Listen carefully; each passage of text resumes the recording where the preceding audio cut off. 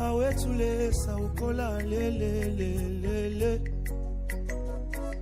yeya ukola lelelelele awetule saukola lelelelele yeya ukola lelele. Les sons, si on peut nous arranger, il y a trop de bruit, trop de... Tu salis ton voisin, tu salis ta voisine.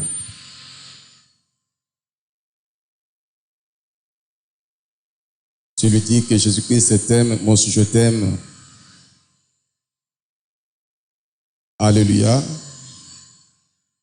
Ce matin, on devait être avec maman Nathalie. Il y a Canois. On ne sait pas communiquer, on ne sait pas la situer. Mais néanmoins, nous allons partager la pensée de Dieu. Nous allons lire dans Psaume 73.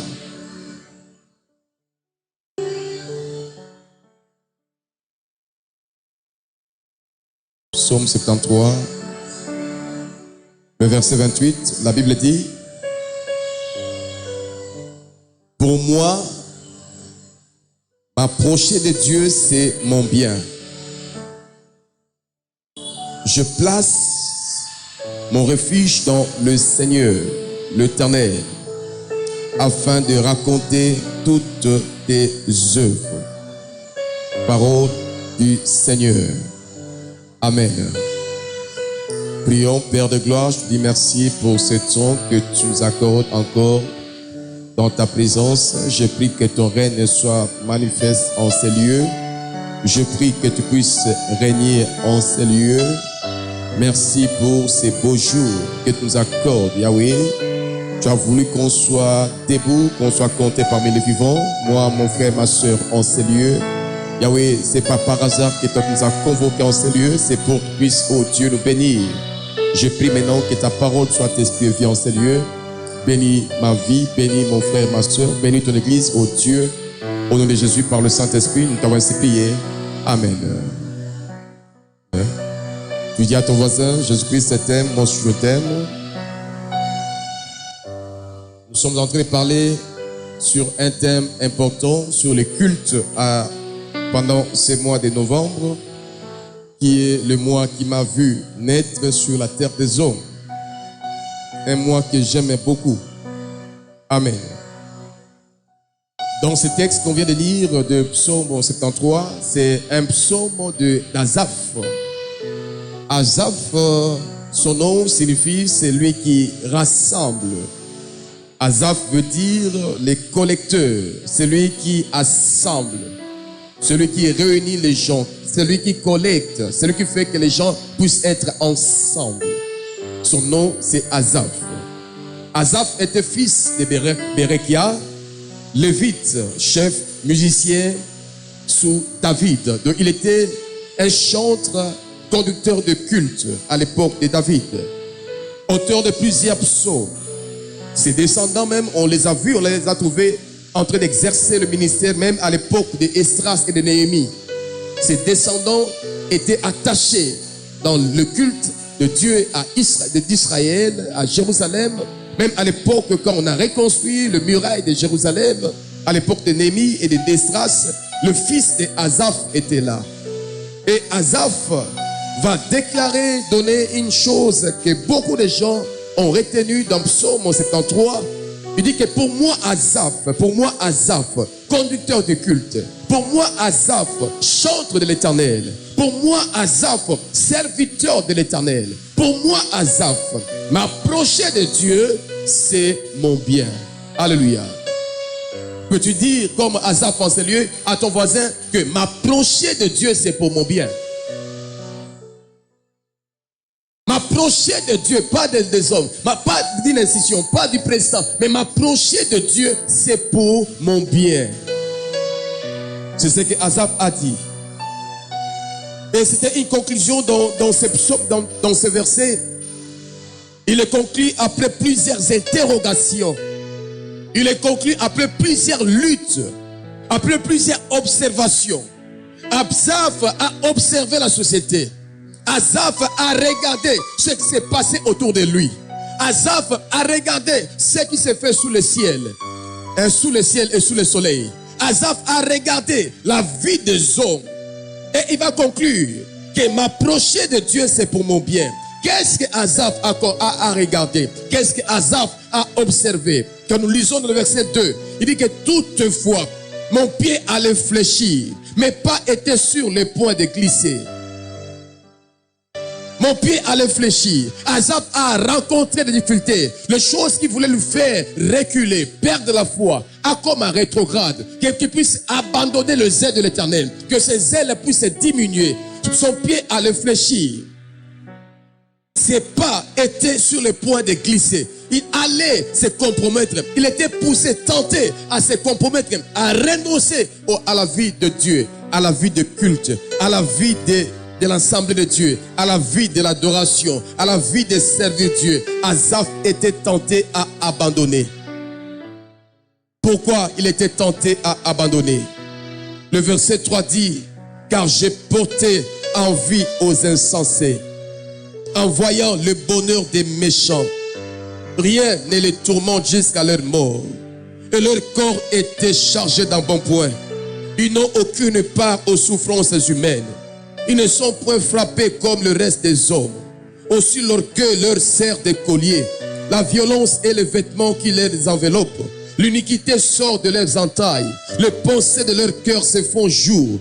Ils raillent, parlent méchamment d'opprimés. Ils profèrent des discours hautains. Ils élèvent leur bouche jusqu'aux cieux. Que leur langue se promène sur la terre. Voilà pourquoi son peuple se tourne de leur côté. Ils avalent l'eau abondamment. Et il dit, comment Dieu saurait-il? Comment les très hauts connaîtraient-ils? Ainsi sont les méchants, toujours heureux. Ils accroissent les richesses. C'est donc en vain que je purifie mon cœur, que j'ai lavé mes mains dans l'innocence. Chaque jour, je suis frappé. Tous les matins, mon châtiment est là. Et si je disais, je vais parler comme eux, voici, je trahirai la race de tes enfants.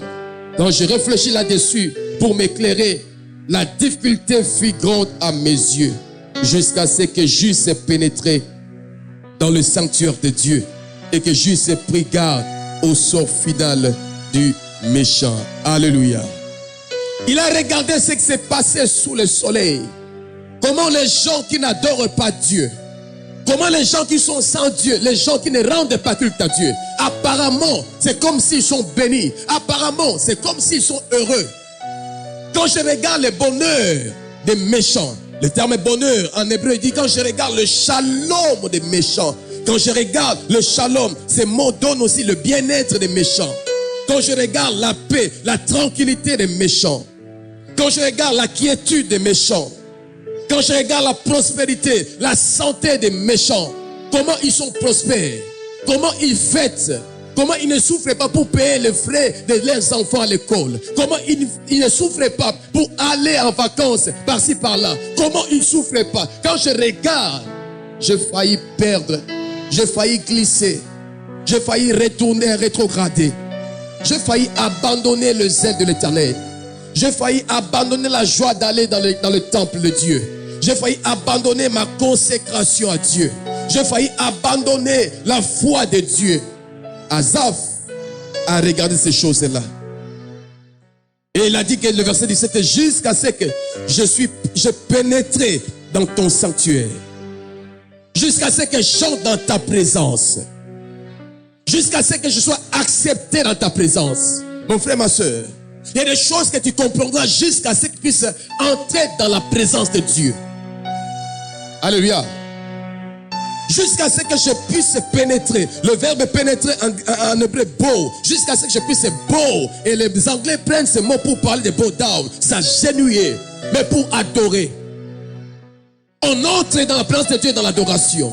On entre dans la présence de Dieu quand on s'humilie, quand on se diminue, jusqu'à ce que tu bow down, s'agenouiller pour entrer dans sa présence. Jusqu'à ce que je pénètre, j'entre, j'aille, que je sois introduit dans ta présence. Mon frère, ma soeur, on peut venir à l'église sans être introduit dans la présence de Dieu. On peut venir au culte sans être introduit dans la présence de Dieu. Mais Asaph a dit que jusqu'à ce que je suis entré, j'ai été accepté, je suis entré dans ta présence. Et c'est là où j'ai compris des choses. Et à la fin il dira, pour moi, c'est pour mon bien, m'approcher de Dieu, c'est pour mon bien. J'ai compris la richesse quand tu entres dans la présence de Dieu, quand tu viens rendre culte à Dieu.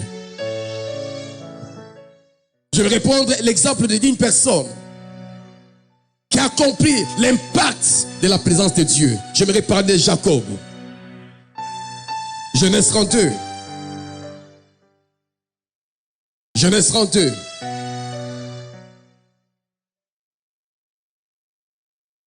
« 29 à 30. Genèse 32, 29 à 30.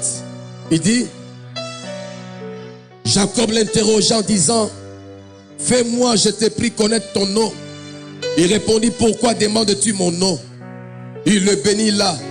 Jacob appela ce lieu du nom de Péniel. Car dit-il, j'ai vu Dieu face à face et mon âme a été sauvée. Le soleil s'est levé lorsqu'il passa Péniel. Jacob est boité de la hanche. C'est pourquoi jusqu'à ce jour, les enfants d'Israël ne mangent point le tendon qui est à l'emboîture de la hanche, car Dieu frappa Jacob à l'emboîture de la hanche. Alléluia. Jacob va s'approcher, il va rencontrer Dieu. Il va expérimenter la présence de Dieu. Il va expérimenter la face de Dieu. Et ce lieu-là, il va l'appeler Péniel. Car j'ai vu Dieu face à face. Et quand j'entre dans la présence de Dieu, quand je rends culte à Dieu, il dit que mon âme a été sauvée. Tu ne peux pas entrer dans la présence de Dieu sans que ton âme soit affectée. Tu ne peux pas entrer dans la présence de Dieu sans que Dieu puisse réajuster ton âme. Il y a des choses qui sont dans l'âme. Il y a des choses que ton âme endure. Quand tu regardes le monde, parfois la jalousie, parfois l'envie, parfois je ne sais pas, la calomnie. Mais quand j'entre dans la présence de Dieu, Dieu sauve ton âme. Dieu réajuste. Vous savez, il y a certains traitements. Certains traitements aujourd'hui, par des rayons X, quand tu es malade, tu entres seulement dans cette chambre-là. Il y a des rayons X qui entrent, qui pénètrent ton corps. Et pendant que ces rayons entrent dans ton corps, il y a les traitements qui se font. Ils sont en train de réajuster ton corps. Mais moi aussi avec la présence de Dieu, quand j'entre là où Dieu est là, Dieu s'occupe de ton âme. Il sauve tes intentions. Il sauve ceux qui veulent lâcher. Il sauve des mauvaises pensées. Il te sauve de toute oppression, de toute obsession. Il dit que mon âme a été sauvée dans la présence de Dieu. Quand je suis entré, mon âme a été libérée. Pourquoi? Parce que Jacob, c'était un homme complexé. Il était complexé, il était brisé, il était blessé. Pourquoi? À cause de ce qu'il a enduré dans sa famille. Son père aimait son grand frère plus que lui. Parce que Yaya Zagin est loco. Yaya a ramené la viande dans la famille. Et son père aimait beaucoup Esaü. On lui donnait le nom de Jacob Moïbi. Pourquoi? Pourquoi on peut me donner Moïbi?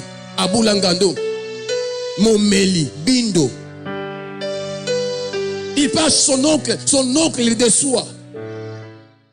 Un homme qui avait des pensées brisées, blessées. Il dit que quand j'ai vu Dieu, mon âme, mes sentiments, mes émotions étaient affranchies.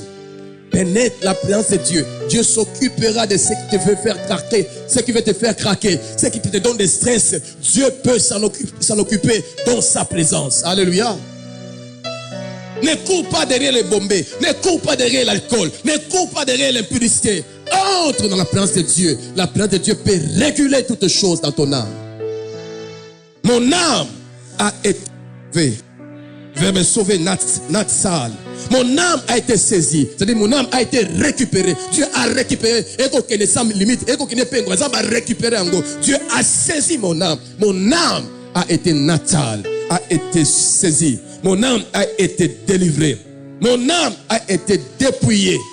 Dépouillée des mauvaises semences. Dépouillée.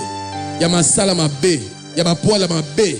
Dépouillée de toute saleté, dépouillé de toute impureté, dépouillé de toutes mauvaises pensées, dépouillé de toutes blessures, de tout complexe, dépouillé. Mon âme a été sauvée. Dieu peut sauver ta vie.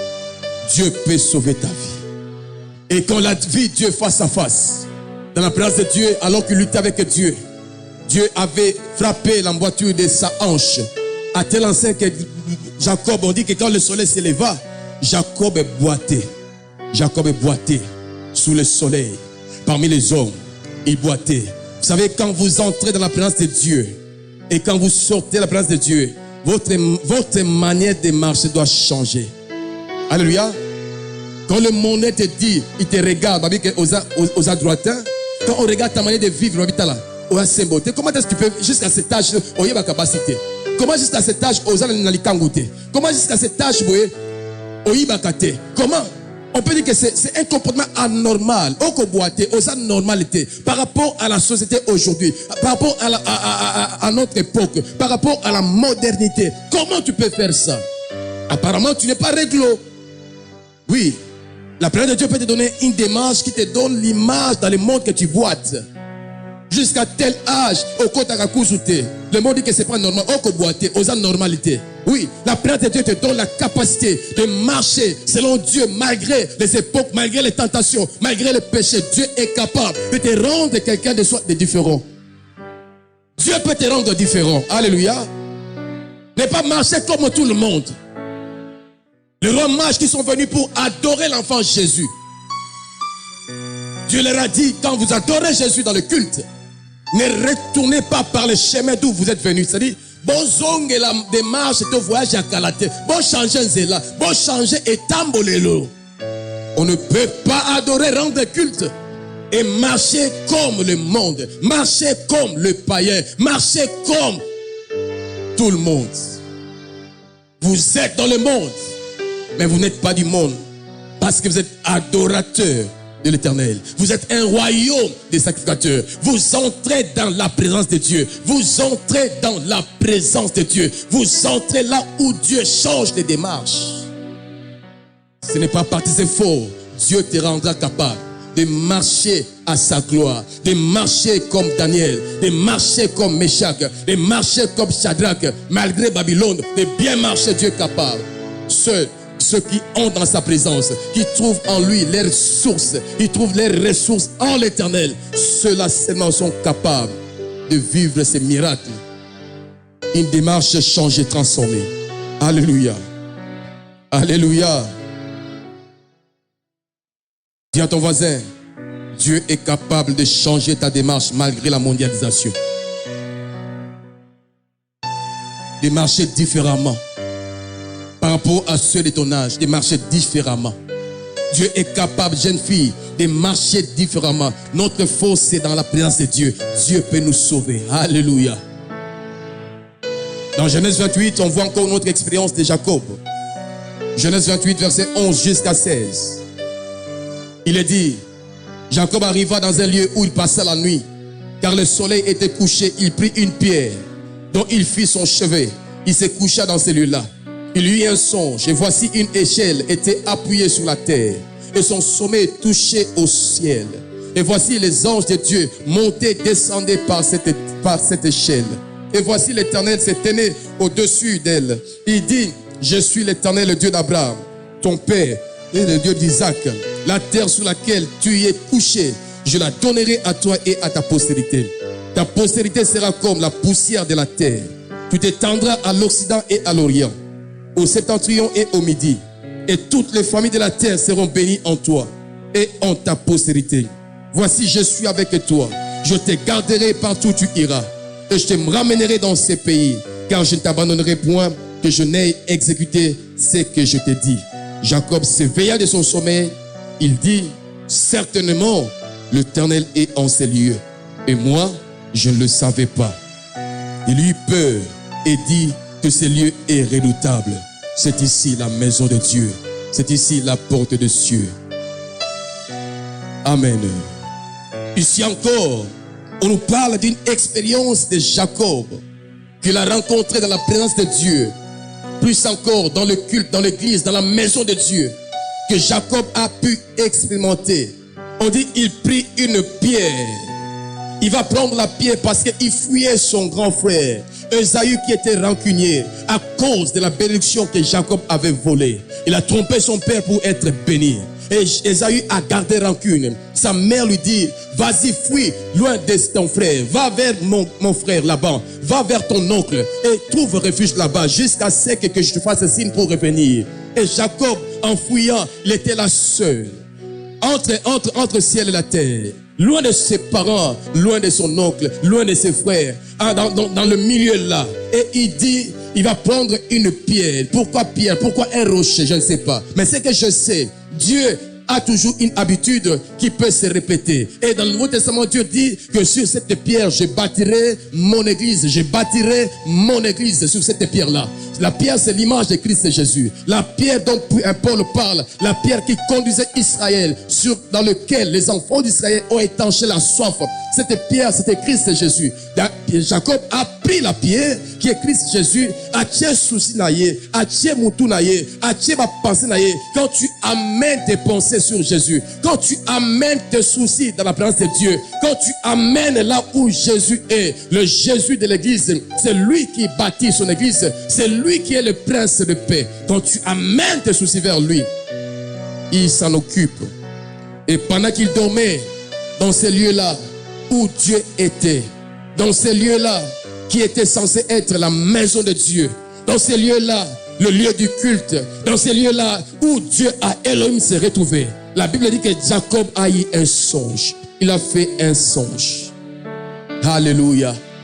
Dans sa présence, au Kokikolota, dans sa présence, tu peux encore rêver.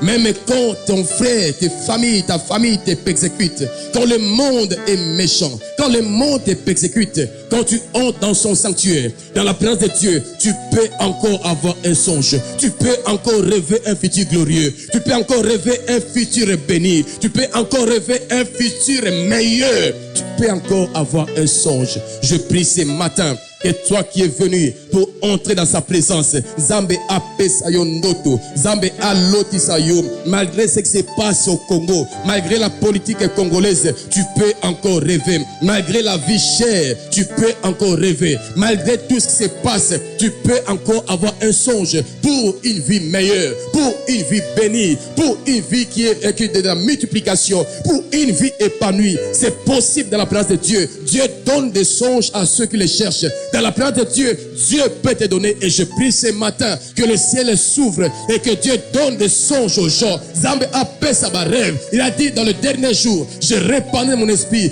Vos vieillards auront des songes. Comment un vieillard peut avoir le songe? Parce que le vieillard est presque à la fin, au soir de sa vie. Mais Dieu dit que même le vieillard n'a nos facilités. Quand tu es vieillard, tu peux encore rêver. C'est-à-dire, le monde ne te connaît pas et ta santé ne peut pas te condamner. Quand tu t'appuies sur Dieu, Dieu peut retracer même un futur. À koki ko bombisa, même la dernière minute comme un vieillard, à koki ko salam malam, Dieu est capable de visiter Gizenga au sombre de sa vie. Dieu peut te faire du bien. Nenga visita loin de Colossoy. Dieu peut te visiter au soir de ta vie. Aperçu encore songe. Je dis oui, c'est possible. Dieu est capable de te donner un songe. Dis Alléluia.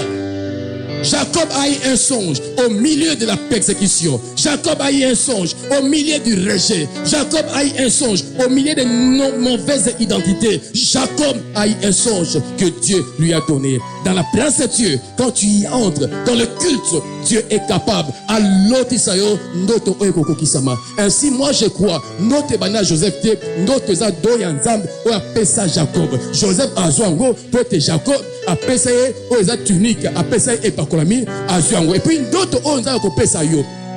Et ce songe-là commence par toi. Même tes fils vont vivre ce songe. Même Joseph peut vivre ce songe. Même Joseph, non pas Joseph a eu seulement le songe, mais Dieu ajouta le songe et l'interprétation pour dire à quelqu'un ce lieu. Même ta postérité va voir ce que Dieu t'a donné. Même ta postérité va voir ce que Dieu t'a donné dans sa présence. Dans le culte, Dieu est capable de le faire. Quelqu'un peut dire, yes. Ton fils Joseph peut avoir ce que Dieu t'a donné, papa Jacob, dans sa présence. Ta postérité jouira du don de Dieu en toi. Ta postérité jouira de la grâce de Dieu en toi. Et Dieu va se révéler à Jacob dans ces lieux-là. Dans la présence de Dieu, dit, ce lieu est redoutable. c'est ici la maison de Dieu. Ngana yeba kite, keza esika ya culte. Ngana yeba kite, keza esika e santo. Ngana yeba kite, que zambazala o esika. Ngana yeba kite, que mon créateur est en ces lieux. Ngana yeba kite, que Jésus est présent en ces lieux. Ngana yeba kite, et Dieu lui dit que tu fuis ton frère, tu fuis ta famille, mais moi je te dis, je te garderai. Dieu lui donne l'assurance. Dans la présence de Dieu, Dieu nous donne une assurance. Dieu peut rassurer notre foi. Que 1000 tombent à ton côté, que 10 000 à ta droite. Quand j'entre dans sa présence, Zamba a rassuré nga. Avec bienvenue, tiens bon, je suis avec toi. Même quand les gens te haïssent, même quand les gens te rejettent, moi je t'ai accepté. Dieu donne le sceau de sa présence. Dieu donne le sceau de son partenariat. Dieu donne le sceau de son alliance pour dire que je suis là, le Dieu d'Abraham. C'est que j'ai fait avec Abraham. Et s'il était, Dieu peut le faire avec toi. Et Dieu donne son sceau pour dire, je suis là avec toi, Jacob. Prends courage, n'aie pas peur, car je te protégerai. Dans la place de Dieu, Dieu nous rassure. Il peut te dire que prends courage. Malade, on a ekobomayote, okokufate, ekoleka. Dans la place de Dieu, Dieu peut te donner l'assurance. Là où les monts te persécutent, là où l'ennemi te cherche, Dieu peut te rassurer. Quand j'entre dans sa présence, je ne sors plus le même. Son visage, a dit la Bible, le visage de Anne n'était plus le même. Pourquoi? Akotaki, bisika Jacob akotaki, akutanaki, nanzambo Jacob akutanaki. Et quand il entra et sortit, son visage n'était plus le même. Comment tu négliges le culte? Dans le culte, Dieu peut consoler. Dans le culte, Dieu peut rassurer. Dans le culte, Dieu change le visage. Elongia 111 et comme Elongia ngebu ngebu. Dans sa présence, Dieu peut faire du bien. Alléluia. Faites-moi du mal. Rejetez-moi. Insultez-moi. Calomniez-moi. Mais ne m'empêchez pas d'entrer dans la présence de Dieu. Si j'entre dans la présence de Dieu, quand je sortirai, mon visage rayonnera. La Bible dit que Moïse monta dans la présence de Dieu. Et quand il est descendu, son visage commençait à rayonner. Et ça était rayonnement, il y a Bamalwayabatou. Et ça qui rayonnement, il y a Bozasi Anzambe. Mon frère, ma soeur, Dieu met le fond de teint. Teinture. Je disais à quelqu'un, à un ami, que les hommes ont un son beau. La présence de Dieu est bon, c'est quand même élongi. Anne, la Bible dit, son visage n'était plus le même. Et tu verras la gloire. Ah, je parle à quelqu'un sérieux. Nana monate ange na bouton. Bozasi ensemble. Ça traite l'âme, ça traite l'esprit, ça traite le corps. Et puis à kangebu. Cherche la place de Dieu. Alléluia. Nami c'est comme un donc moi pembe moi vos centres. Quand quelqu'un vient la place de Dieu, où tu retraites. Là où tu retraites. Même l'obénaye, tu sens poser, il parle bien, poser, sans sentiment, sans koningana, poser. Dieu peut le faire dans sa présence. Entrons pendant ces 21 jours, cherchons la face de Dieu et tu ne sortiras pas le même, parce que Jacob n'est pas sorti le même.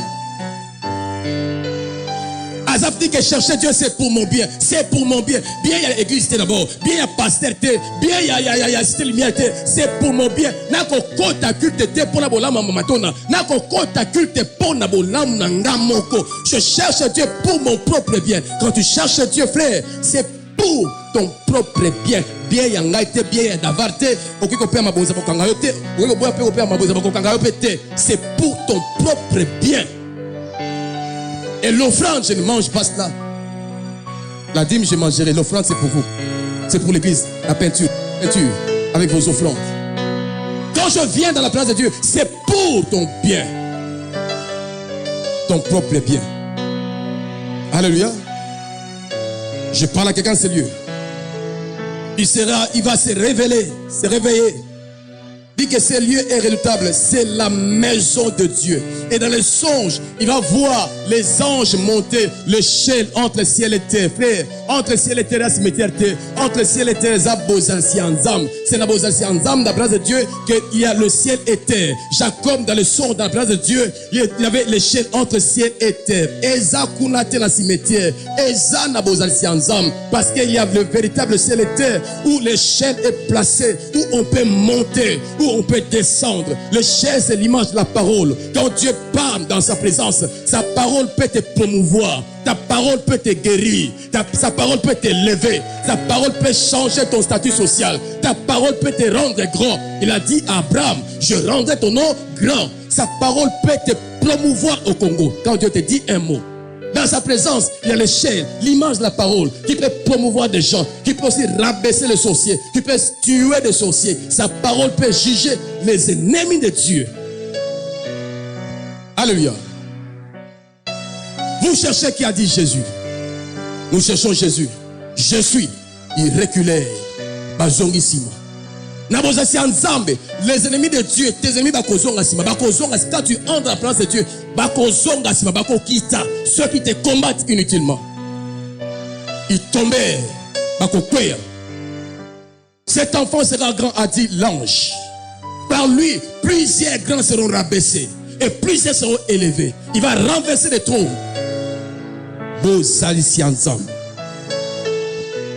Suis-je en train de parler à quelqu'un, c'est lieu? Alléluia. C'est la maison de Dieu. C'est la porte des cieux. La porte des cieux. Là, le culte. La présence de Dieu. Eza ekouke ya lola. Le ciel a une porte. Le ciel a une porte. La porte du ciel, c'est l'église. Même si c'est son sanctuaire. Quand toutes les portes de la terre seront fermées, il y a une porte qui peut s'ouvrir. Et quand cette porte s'ouvre, cette porte peut résoudre tous les problèmes que la terre a fermés. Quand cette porte s'ouvre, même à Babylone, tu peux être promu, tu peux être chef, tu peux être excellent, tu peux être meilleur, malgré la Babylone, Daniel. Quand Dieu te bénit, il te dit un mot. Au Congo, il peut te faire du bien. Alléluia. Le prophète a dit à cette femme samaritaine, veux-tu que je parle de toi chez le roi? Que situation est changée. Veux-tu que je parle de toi chez le roi? La parole de Dieu a l'autorité de changer. La parole de Dieu a l'autorité de transformer. La parole de Dieu a l'autorité de promouvoir. Ça donne la promotion. Ça donne un autre statut social. Ça donne une autre percée. Ça élève. C'est la maison de Dieu. C'est la porte du ciel. Entre dans sa présence, frère. Bikouke Kangami, rien ne marche. Dans la famille, rien ne marche. Dans ton travail, rien ne marche. Dans tes émotions, relations, rien ne marche. Il y a quelque chose qui peut être ouverte. Entre dans la présence de Dieu. Le ciel peut parler encore. Alléluia. Le pasteur Doudou de Vignéard, qui est mon voisin du quartier là où j'habite, pendant que je priais, on est en train de prier par rapport au projet de l'achat de la parcelle. Bien que beaucoup de gens ne répondent pas. Parfois je prie, je gêne par rapport à cela. Non pas seulement ici, j'ai entendu les prophéties. Dieu a dit, je vous donne la parcelle. Maman Bibi a prophétisé, a donné ses messages. Beaucoup ont vu des songes. Mais pasteur Doudou est venu la semaine passée, dit, papa, bienvenue. Je dormais et je me suis retrouvé dans les songes, en train d'aller quelque part.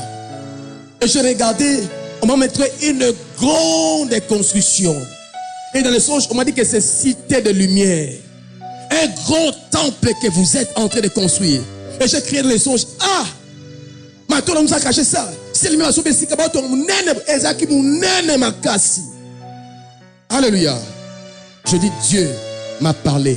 Dieu a confirmé. Dieu donne des signes, même dans sa présence. Dieu donne des signes. Dieu ouvre le ciel. Là où la porte de la terre est fermée, Dieu donne le ciel pour que le ciel puisse répondre. Quand la terre ne donne pas, le ciel peut donner la pluie, de la vent et de la réelle saison. Dieu est capable de faire ces choses. Crois en lui et attache-toi à lui.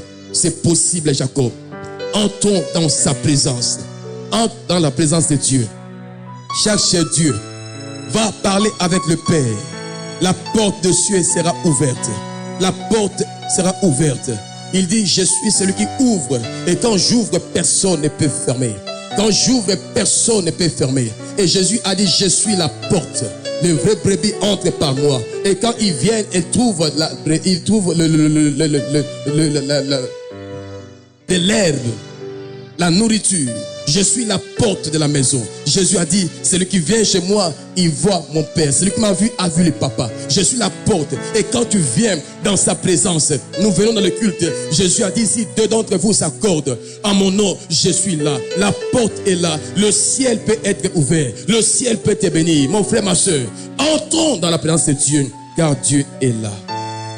Je suis la porte, a dit Jésus. Pour terminer, en disant, ça c'est la maison de Dieu. Je ne le savais pas. L'église est porteuse de ces mystères. L'église est la maison de l'Éternel. Ne viens pas comme tu viens avec une négligence.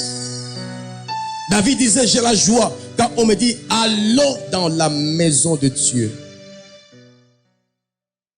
C'est la maison de Dieu. Et y avancer, c'est pour mon bien, a dit Asaph.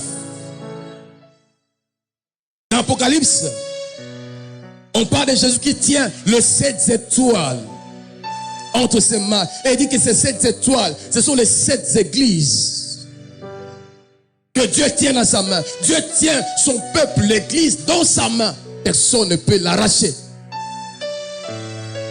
Apocalypse 1, 12, 13. Et Jésus marche au milieu de ces 7 chandeliers. Il marche dans l'église. Il marche pour visiter son peuple. Mon frère, ma soeur, à qui qu'on visite yo. Parce que Jésus est vivant dans son église, c'est pour marcher. Et quand ton tour arrive, ta situation peut changer. Maladie, on est moi. Parce qu'il n'est pas immobile. Il bouge, il marche. Jour na yo ezali. Alléluia. Même quand tu as 38 ans, sans voir la gloire de Dieu, continue à venir dans sa présence. Continue à venir dans sa présence. Même ceux qui sont malades, vous mettez 38 ans. Je sais que celui qui marche au milieu de cette chandelier, un jour, il viendra vers toi et te dira des choses. Et tu verras la gloire de Dieu. Jésus marche au milieu de cette chandelier. Apocalypse 2:1. C'est lui qui marche au milieu de 7 chandeliers, de l'église parfaite, de l'église qui construit. Et dans Apocalypse 11:4, on parle de 2 témoins qui vont servir, qui seront les 2 chandeliers, qui se tiennent dans la présence de Dieu. Mon frère, non pas que Jésus est le chandelier, la lampe, la lumière qui nous éclaire, mais quand tu habites la présence de Dieu, toi aussi tu deviens un chandelier, un porteur de la lumière. La lumière, c'est pas le courant. Quand on dit cité de lumière, c'est cité de la gloire, cité de la présence de Dieu, cité du kavod. Où toi aussi tu deviens comme une torche. Tu commences à porter la lumière de Dieu. Tu commences à dégager sa présence. Et on parle de 2 chandeliers qui n'étaient pas Jésus. On parle de 2 prophètes, de chandeliers qui se tiennent dans la présence de Dieu. Quand tu entres, frère, dans la présence de Dieu, quand tu habites le culte, tu habites le sanctuaire, tu deviens la lampe de ta famille, la lampe de ton quartier, la lampe de ton entreprise, la lampe là où tu vis. Sois un habitant de la présence de Dieu pour porter la lampe. Alléluia. Ne condamne pas les sorciers, toi brille, fais ton travail. La lampe ne lutte pas contre les ténèbres. Il suffit qu'on l'allume, les ténèbres disparaissent. Alléluia. Moi je suis na katena molili. Soki aye molili limwe. Otandi lamba ikauki. Toi brille. Dieu a dit, lève-toi, brille et sois éclairé. C'est-à-dire, habite ma présence. Dans ta maison, cherche la face de Dieu. Habite continuellement sa présence. Sois un homme qui élève le sanctuaire du culte. Que ta maison devienne un sanctuaire. Alléluia. Au commis chandelier. Image